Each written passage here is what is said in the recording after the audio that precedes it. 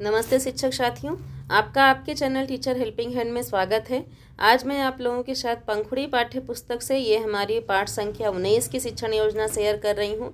सभी शिक्षण योजनाएं मेरे चैनल पर उपलब्ध हैं। आप वहां से देख करके पंखुड़ी पाठ्य पुस्तक की सभी शिक्षण योजनाओं को तैयार कर सकते हैं। अगर कहीं कोई कन्फ्यूज़न हो तो कमेंट सेक्शन में लिखिएगा ज़रूर से। तो आइए देखते हैं अपनी शिक्षण योजना को। तो शिक्षण योजना सबसे पहले हमें हेडिंग में लिख लेना है दिनांक, कक्षा, विषय, पाठ संख्या, प्रकरण, समय। दिनांक जिस दिन आप सुभाष चंद्र बोस पाठ पढ़ाइएगा उस दिन का डालिएगा। कक्षा 3, विषय हिंदी, पाठ संख्या 19, प्रकरण है हमारा सुभाष चंद्र बोस, समय है 35 से 40 मिनट। प्रकरण में क्या है? सुभाष चंद्र बोस, जिसका लर्निंग आउटकम है कि बच्चे नेता सुभाष चंद्र के बारे में जानकारी रखते हैं और कुछ प्रश्नों के उत्तर भी दे लेते हैं। सीखने सिखाने में प्रयुक्त सामग्री चित्र चार्ट, श्यामपट्ट, पाठ्य पुस्तक, दीक्षा ऐप पर उपलब्ध सामग्री। मैं जल्दी पढ़ती हूँ ताकि आप लोगों को ये ना हो वीडियो लंबा मैडम ने कर दिया है, ऐसा आप लोग ना सोचें और जल्दी से आपका काम हो जाए, क्योंकि हमारे शिक्षक साथियों के पास समय का बहुत अभाव होता है। तो शिक्षण अधिगम प्रक्रियाओं में प्रथम दिवस, क्रम संख्या 1, चरण, समय, आकलन का तरीका।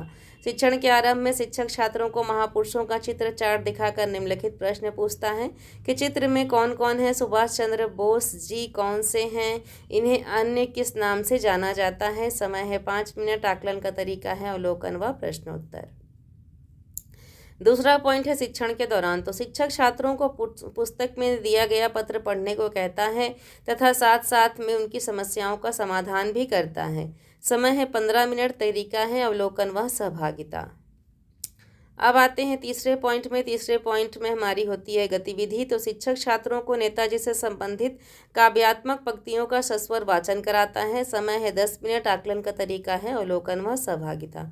तो पंक्ति मैं आपको पढ़ के बता देती हूँ। थर थर करती धरती सारी, टूट टूट कर गिरते थे तारे, तड़प उठती थी लहरें सागर की, घर घर कांपे कूल किनारे, हिम पर्वत की डगमगा डोले, सूरज भूले बरसाना, अंगारे ऐसी थी हुंकार सुबास की, दुश्मन ढूंढे गली गली आरे। तो इस तरह से ये कुछ पंक्तियाँ हैं। चौथा है शिक्षण के बाद, जिसका समय है 5 मिनट। आकलन का तरीका है अवलोकन व प्रश्नोत्तर। तो पढ़ो, समझो और वाक्यों में प्रयोग करो। उत्तीर्ण, परीक्षा में सफल होना, युद्ध, लड़ाई, आज़ाद, स्वतंत्र, प्राण निश्चय, क्रांति आंदोलन, वेश पहनावा।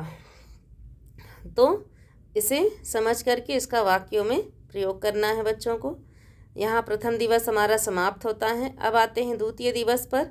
तो द्वितीय दिवस में पहला पॉइंट है शिक्षण के आरंभ में, जिसका समय है 5 मिनट। आकलन का तरीका है अवलोकन व प्रश्नोत्तर।